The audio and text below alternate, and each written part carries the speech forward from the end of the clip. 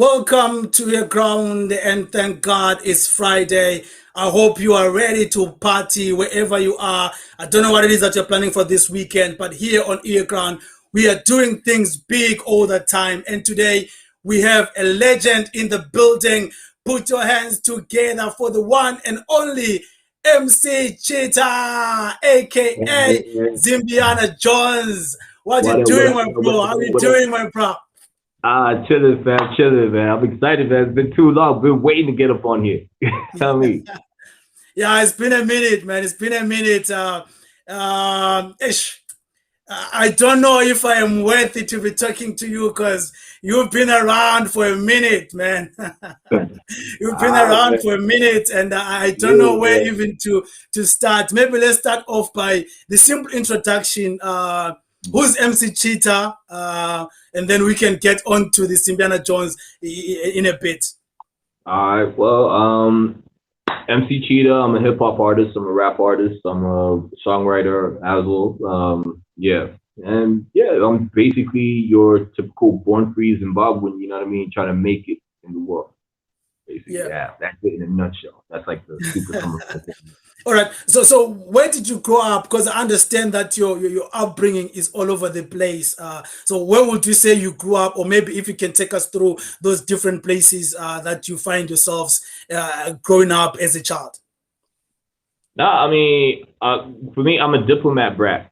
So my father was a diplomat. Yeah. So I was born in Russia, and then from Russia moved to New York. New York, Romania. That's where my younger sister was born. From Romania moved to England. England came back here for a couple of years. Did like the end of my grade 7 up until like Form 2, and then after Form 2 left, went to Kuwait, of all places. Like yeah, about like 96, 97. Then Kuwait, I was there till like graduated, came back, um, stayed here for like another year, went to university in Lesotho, um, came back again like yeah, about 2004. Was here 2004 till about 2012. Yeah. 2012, went to Jamaica, got back here 2014. Yeah, we at you. That's basically it. All right, nice. That's like you have a small piece of every place. And how has that influenced your character, the culture rather that is around you, and the traditions that you find yourself gravitating towards? I think that how it's influenced me by the exposure to so many different cultures and walks of life, and you know what I mean. Like Yeah, one, it's helped me be able to like blend in with people. You know what I mean? Like to not be just so judgmental about somebody just because of their background or who they are, or where they were raised, etc., etc. It gave me a better appreciation of people for people. You know what I mean? yeah, Another way, like yeah, you start. I guess like you start seeing how there's similarities between different people, like no matter what walks of life you're in and stuff, like as compared to yeah, you just be like stuck in one place and just having like just one sort of mentality about how things are done and stuff like that. So yeah, it had a huge influence on my life. And then so also the the the, accent, because like yeah, the people word always culture shock, I guess, it doesn't yeah. exist with you. No, Uh, definitely, definitely. I'm a walking culture shock.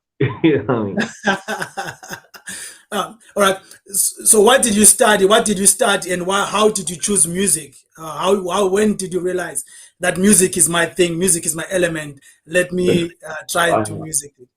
All right, so that's a crazy story. I'm always telling my homies this story, right? So we're about like I was about like 12, 13, and there was like this like high school competition which used to happen close to the school where well it was actually school which was close to my house and stuff like that. So Vinona. So they used to have like Miss Vinona or something like that.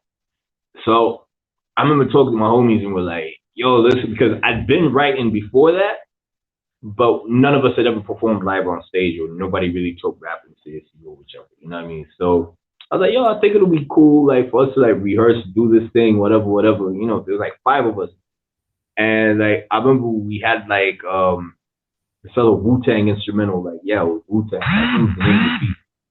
Oh no, Method Man, You All I Need, featuring Mary J. Blige. So like, Yeah. you know, me and my boys like we're rehearsing day in, day out. Day of the show now, we get to the show, flip. At the gate, like, you know, there was like a huge queue at the gate and everything. And my next homie is like, nah, dude, I'm not doing this. No, it's too much. He jumps out. Like, yeah, two of our homies. So now there's just three of us going on up on stage. Yep. The rap act which came on stage before us got booed off stage. So the other homie is like, nah, I ain't doing it. You know what I mean? Then yeah, finally we get to, it's just about to be us, right? And the DJ, I remember, yeah, the DJ was Kimball Rogers. That was the first time meeting Kimball Rogers. So I go to the DJ, I'm like, yo, listen, we rap. And he's like, all right, cool. Where's your music? And I pull out a cassette, a tape. It was like, yo, we don't play tapes here. It's like CDs and vinyl and everything. So the next one, bah, you know, he goes. So now I'm by myself. So I'm like, all right, cool. What instrumentals you got there? He starts going through his like, you know, stash and everything. Checked out this other track, Mace, Feel So Good. So like, yeah, load that up. So I remember like get on stage, the beat's playing, and I'm rapping and I got my eyes closed. And I get to the chorus and I'm just like on some, yeah, throw your hands in the air and wave them like you just don't care. If you got the feeling, like I got the feeling, let me hear you say, oh yeah. And the whole crowd just screamed out, oh yeah. And that's when I opened my eyes and I saw like everybody's hands up in the air like this. And it was just like, whoa, like, and like, it was crazy. So like, you know, finished the thing, got off stage, you know, everybody's giving me props, etc., etc. And then crazy thing is I also lost my virginity that night. That's actually what happened. It's like my first groupie experience. So I remember like the whole evening was just, yeah, because there's never been any, I guess you could call it a high, which you know, ever experienced or whichever, which came close to that. Yeah. So that's when I was just like, nah, this is what I want to do for the rest of my life. You know what I mean? Like, yeah, that's how. Nice. So did you go to school and study anything related to music, or it was totally different? Because I could imagine that you have a father who's a diplomat. He probably was, probably parents were pushing you in another direction and you wanted to do your music. Yeah, no, definitely. And also like I'm from a different era as well. So when I was coming up, you know what I mean, we didn't have like people really to look up to, especially doing urban music. So you can imagine like for somebody who's never seen anybody be successful or, you know, do anything major in it, you know what I mean, to try and like convince them that, yo, listen, this is the path which is good for their son and stuff like that. Yeah, so nah, my pops was very much about his academics. So I actually went to university to study thing which called anthropology and sociology. But yeah, didn't end too well, so ended up just going straight into music. Yeah, all right. So now I would like us to focus on between 2004 and 2014, which is basically the time you were already in music, but this is the time that you also, the large part of it, you spent it outside Zimbabwe, working with different artists from all over the world. How was this experience? And maybe if you can give us one or two names and the highlights of that time. Well, I mean, the thing is, 2004 was when I just dropped out of uni. So I remember the first artist to kind of like take me under his wing. Well, I mean, first there was an artist called Brown Sugar, but then like he was now affiliated with this other company called Rough Cuts Entertainment, and they were working with Mischief, who I don't know if people remember from Channel O fame, stuff like that. So you know what I mean? Like I just got back from uni. I was like about 20 years old, and this dude is like, they're basically telling me that, yo, listen, we're about to do this whole tour thing, et cetera, around Zim. Mischief had just come back from SA and stuff. And this is like when he had just come back from presenting on Channel Low. Like he had won some award for this other track which he did called Fashionable. So you know what I mean, like yeah, he was kind of a big deal at that time and stuff. So started rolling with him, like, and this is just after I think Brown Sugar had dropped his album Running Laps. So we're doing that. There's a slight buzz, but you know, it's not really where we're trying to get to, etc. You know what I mean? Then roll around to 2007. That's what 2007, 2008. That's when now like I started linking up with Long Cash Entertainment and Mixmasters Entertainment from SA. Yeah. So we started doing a couple of things, and I think that's like probably the second time I did like I think that was the first time I dropped a track which ended up charting, like you know, ended up like on the top 10 somehow and stuff. But then like my biggest crossover moment was when I linked up with Junior Brown, like in 2011. Yeah. So that was like when everything changed now, because we dropped the album King's Rendezvous, and it just flipped the whole game like upside down. You know what I mean? Like the whole industry changed. Like, you know, how everything was kind of like divided into urban grooves or mixed up into urban grooves, and they were like the pure hip hop artists, and then they were like ones who kind of did urban grooves, or if you did vernacular, then you were automatically classified as urban grooves. Yeah. But if you rapped in English, yeah, you were more like hip hop. So like we kind of like changed the definition of that to be like, nah, listen, you know, it doesn't matter what sort of language you're spitting in. If you're doing hip hop, you're doing hip hop. You know what I mean? Like straight up bars. And like from there, I think that was my crossover moment. That's when I started linking up now with the Rockies, the Trevor Dongos, your Cindy Munyavis, etc. You know what I mean? Yep. Then next thing you know, I get a call about basically going to Kingston, to Jamaica.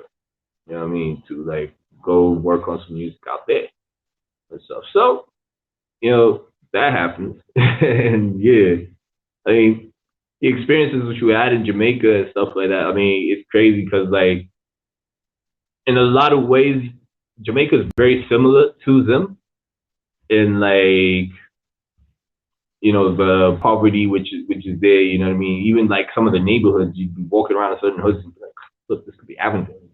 Look, this could be Field or something like that. But then with how they celebrate music and how they celebrate their artists there, you know what I mean? And how they kind of like, they recognize that music contributes to their GDP. And it's something which, you know, I wish could be brought back to them. But, you know what I mean? I'm starting to see it happen now. So that's pretty much it. Like that was like, yeah, 2012, 2013, 2014 came back to them. And yeah, that's pretty much it. Nice. In 2014 in particular, I remember you did a track with Rocky, Dandaro, and it really did well. That's just before I left for Jamaica. Yeah. Yeah. Yeah. So what was the inspiration of the track Dandaro? Does this have anything to do with where you are going towards you becoming Zimbiyana Jones? What was the inspiration of the track Dandaro? It's interesting, man. Like, I mean, that track kind of like fell on our lap. Like, the basic story behind that, I remember there was this artist who I was working with in Zambia. Yeah. Well, from Zambia. So he gave me like a CD with like a whole bag of beats and everything. And I think there were 2 beats which he wanted us to work on. Yeah. The rest of the beats on the CD, they were like beats which he had bought and accumulated from other producers, but he basically wanted me to work on these 2 tracks with him. So we do those tracks, and I'm listening to the rest of the CD, and then I hear the instrumental for that. Whoa, yo, what's this? And I remember in those days, Bashupi was also pretty hot. Like he'd just come off that track Godo with Stunner. So I remember going to Take 5 studio, and I'm like, yo, hey, what you call it? Wagwan Fizzle, GGG, I've got this beat. I'm trying to do this with Bashupi. Like, what you think? And Take Five is like, hey, bruh, the guy to get on this song, on this beat is Rocky. Do not go to anybody else but Rocky. Oh, okay, cool. So I like kind of already had my bars there, like, the whole 2 steps forward, 3 steps back, and I remember getting directions to Rocky's crib, right? And this is when he was staying in the house in Waterfall and everything. And like, flip, man. Like, have you ever walked into like somebody's house, but it's like you walk into church, because there's like so many people, like doing all kinds of things, you know what I mean? Like there's people in the front garden by the parking lot, they're drinking my beers there. The people like in the main living room, they're doing whatever they're doing. And then finally in the back is the other studio there. That's where Rocky's chilling at. Yeah. So I play him the track and you know what I mean? Like the dude, he's acting not interested. And I'm like, all right, cool, whatever. Next thing you know, he's like, okay, cool, load the thing, he loads it into the program. And I remember he didn't even have a rhyme book. He was reading flipping FHM magazine. But he's been cool,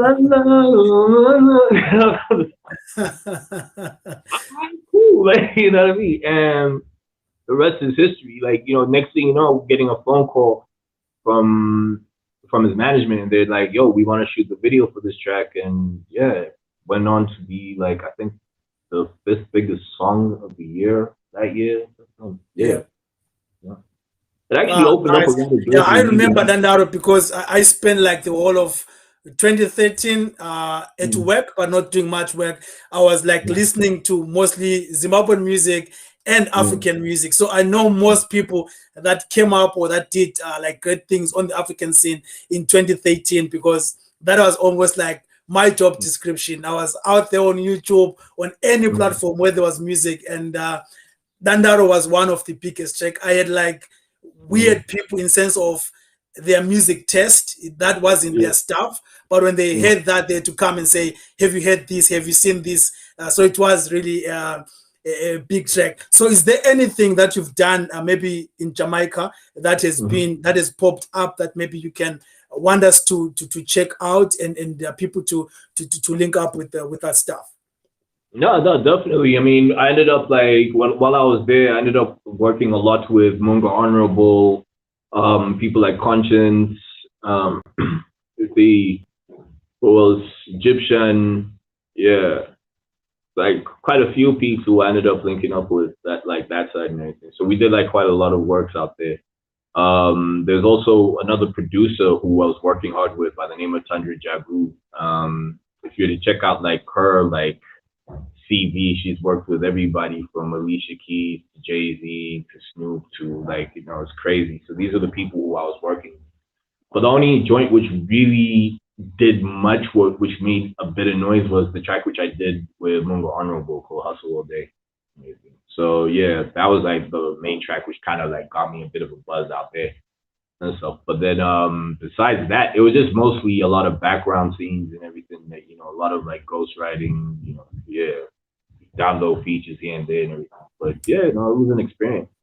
All right, nice. Yeah, having been around as an artist, having worked also with different people, with all these different cultural inputs into your life, into the person that you are, and then coming back to Zimbabwe in 2014.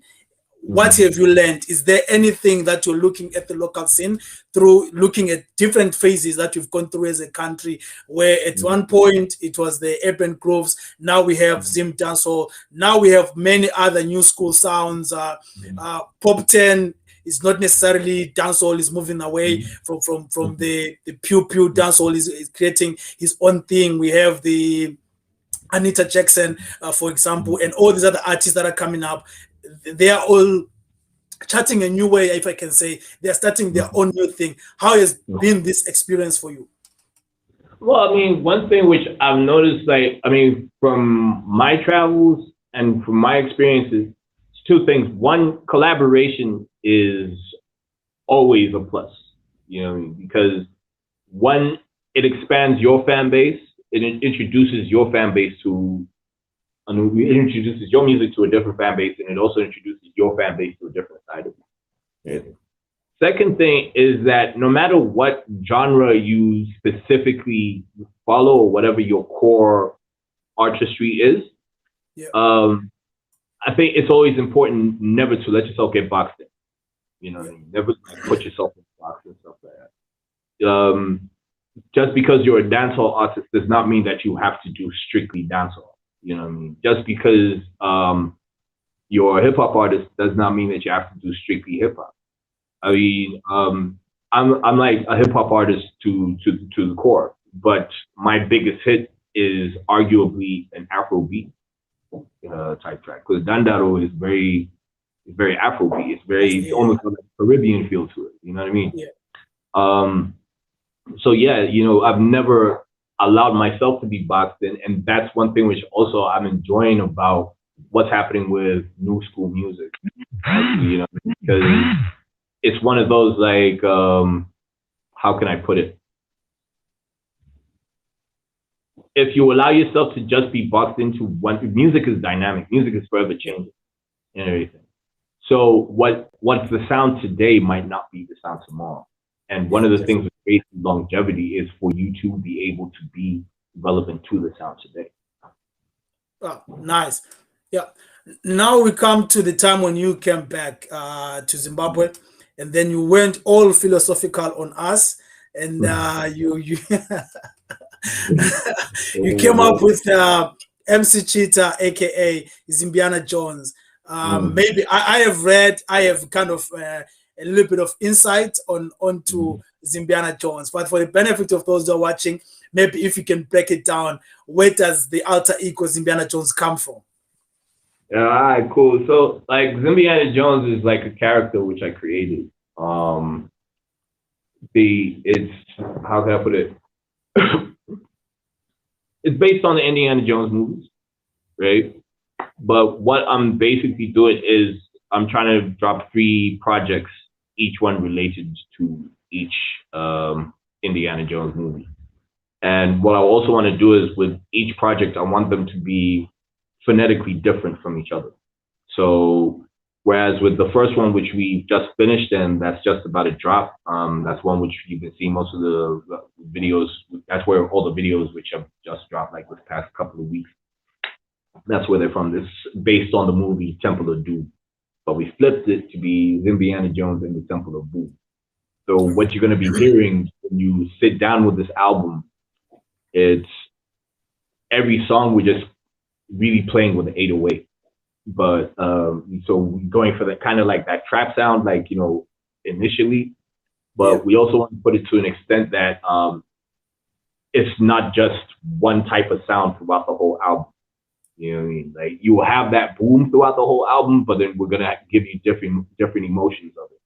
Yeah. So it's kind of like when you listen to the album, I want to give the listener kind of like an idea of being taken on a tour through a temple. And it's kind of like, okay, when you walk in, you're walking into the throne room where, you have all the meetings for war, et cetera, et cetera. So that's where all like the high pace, very intense kind of music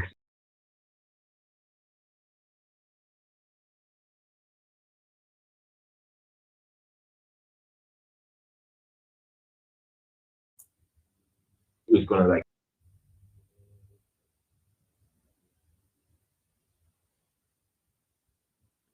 I think we're having a network problem there. MC CHITA, are you there?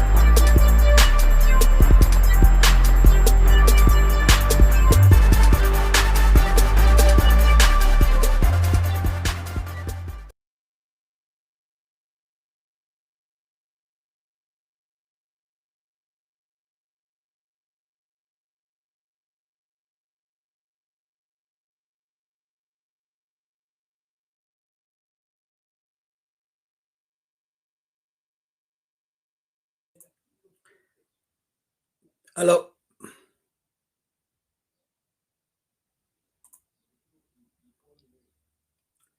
The network is not faithful there. We're just sorting out the network and then we go on with this interview.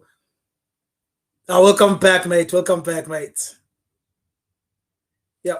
Yeah, so you were still talking about the trilogy, the three songs that Zimbiyana Jones is bringing out. Maybe if you can go on, I think you're on the second one there.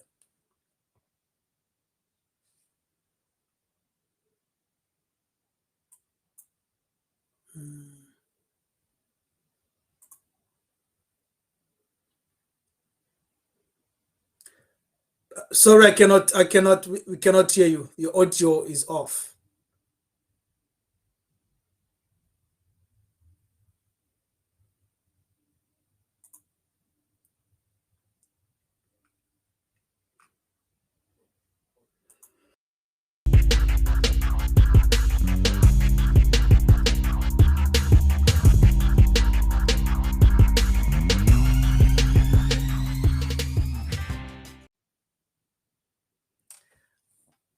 Hello?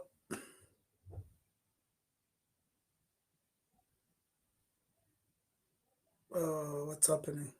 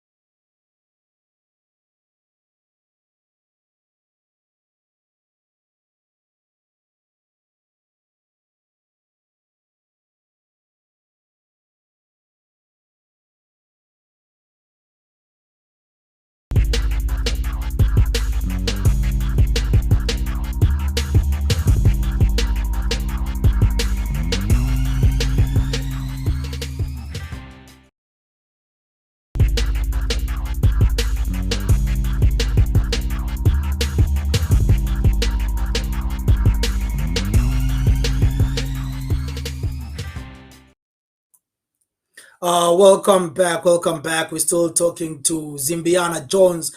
Most of you know him as MC Cheetah. We're still trying to sort out the audio so we can continue. Are we signing right now? Yeah, Yes. yeah, yeah, yeah. Welcome back, mate. Yeah. Yeah, That's so you were cool. still talking about Zimbiyana Jones, the alter ego uh, of MC Cheetah, and you had spoken about what you're trying to do with the music that comes from Zimbiyana Jones, and then mhm, you're still explaining the trilogy, which is the three songs that you put out, and we mhm. were talking about the second song. Maybe if you can take it from there.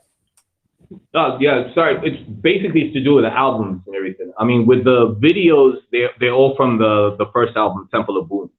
So I mean, you'll hear like with the album, like if you sit down and listen to it, like even though the whole album we're playing with that instrument with the 808 sound, etc. You know what I mean? Like we still give the album like different emotions, different feels, like just going from one journey to the next and everything. So it feels kind of like you're listening to a story being told, or like or watching a movie.